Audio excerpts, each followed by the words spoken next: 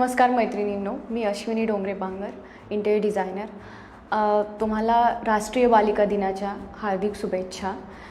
आज मी तुम्हाला या दिनानिमित्त माझा प्रवास तुम्हाला सांगणार आहे इथे आणि त्यानिमित्त आपण हा संवाद साधतोय। बेसिकली मी बीड जिल्ह्यातील खोकरमोहा या गावातील आहे। माझा जन्म तिथेच झाला, माझं बेसिक एज्युकेशनही तिथेच झालं। एका मराठी मीडियम शाळेमध्ये शिकलेली मी।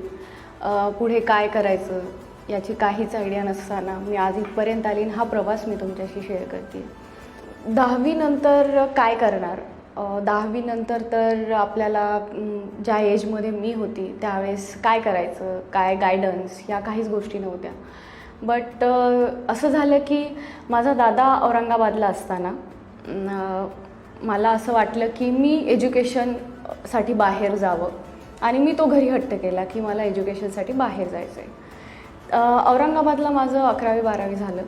तिथे गेल्यानंतर मला असं वाटलं की आर्किटेक्चर एक अशी फील्ड आहे, इंटेरियर डिझायनिंग आर्किटेक्चर, त्याच्यामध्ये मी माझं करिअर करू शकते।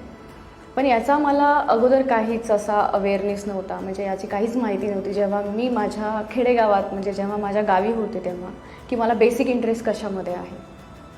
मग माझा हा प्रवास तिथून चालू झाला। मी पुण्याला